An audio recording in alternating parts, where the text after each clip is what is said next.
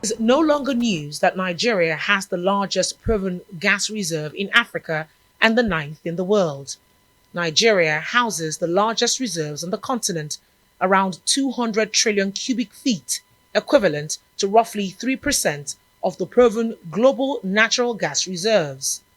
This implies that Nigeria's gas reserves are over 900 times the country's total oil reserve. But how much has this resource done for Nigeria's economy, heavily dependent on proceeds from oil trade?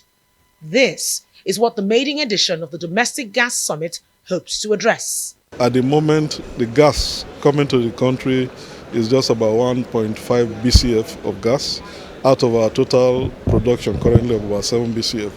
So there's a lot of demand for gas across the country, and the essence is to see how to optimize the players in the upstream, midstream, to ensure that we deliver maximum gas for the benefit of the nation. Oh, you all know that gas is cheap, gas is clean, and gas is green. So why are we not utilizing our gas resources in Nigeria effectively? That's the concern, and that's the narrative we want to bring to the fore. With Europe reaching out to Nigeria as an alternative to Russia for gas supply in the wake of the crisis in Ukraine, the resource promises abundant returns. But without addressing fundamental challenges in the sector, it might remain just that, promises. The biggest challenge is infrastructure. Infrastructure is the biggest challenge, and the government should allow private sector partner with them to enable them build infrastructure in Nigeria so that the average Nigerian can have access to gas resources. That's the biggest challenge that we have. The biggest challenge actually is knowledge. I think it's the average person does not know what actually gas is or what value chain this provides. There's quite a range of gas value chains that are provided, from the petrochemical sectors to just about 60-70% of the things that we either consume or interact with has a gas element to it.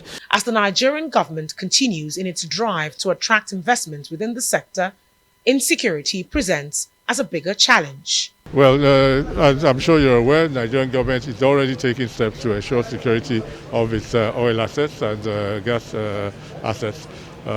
Within the next few weeks, I think the results will begin to show because a lot has been done. I know that the security services and the management of the NNPC have, I think as of last week, were on tour of the Niger Delta with a view to seeing what the problems were, and I believe they have come up with they fashioned out a new security architecture for that region, and we will begin to see the results very soon. For others, there are no challenges.